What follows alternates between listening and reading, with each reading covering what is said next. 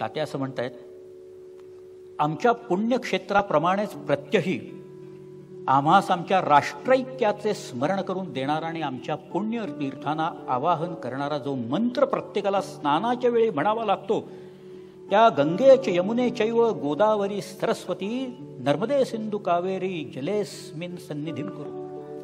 या मंत्रातील ती गंगा, ती यमुना, ती गोदावरी, ती नर्मदा, ती कावेरी ही आमची मुक्त तीर्थे, या आमच्या राष्ट्रीय मुक्त सरिताही या भारतीय महाराज्यात विमुक्त आणि विशुद्ध होऊन सामावलेल्या आहेत.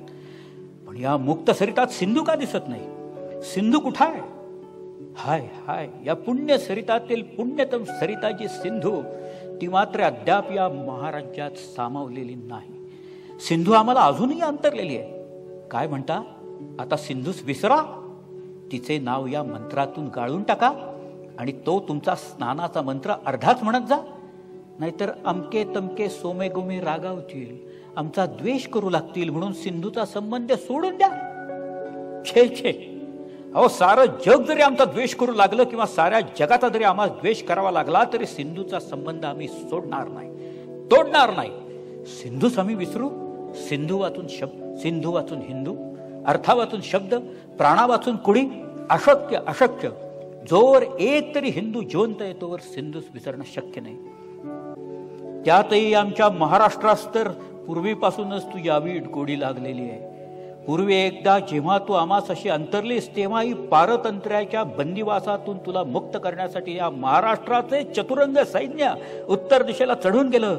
कारण दक्षिण दिग्विजय साधला पण उत्तर दिग्विजय उरला असं हळहळतच आमचा शिवाजी राजा मरण पावला होता. त्याची ती अपुरी इच्छा पूर्ण करण्यासाठी बाजीरावानं नर्मदा ओलांडून चंबळ गाठली. पण नुसतं चंबळचंच पाणी पिऊन आमच्या घोड्यांची तहान भागली नाही म्हणून त्या मोगल बादशाची दाढीच जळतो असे गरजत बाजीराव दिल्लीवर चालून गेला. आमचे घोडे यमुनेचं पाणी प्याले, गंगेचं पाणी प्याले, पण त्यांची विजय तृष्णा भागेना म्हणून ते पुढे घुसले. ज्यांनी शतद्रू ओलांडली, चितरणा ओलांडली आणि लेखांना पादांक्रांत करीत त्यांनी जेव्हा अटकेवर भगवा जरीपटका उभारला आणि तुझे तीर गाठून तुझे ते पवित्र सलील आखंड प्राशिले, तेव्हाच काय ती त्यांची विजय तृष्णा भागली. त्या तुला इतर कोणीही जरी एक वेळ विसरलं तरी हे स्रोतस्विनी सिंधू हा आमचा एकटा महाराष्ट्र उठून तुला पुन्हा विमुक्त केल्या वाचून राहणार नाही. ते तात्यांचे शब्द आहेत.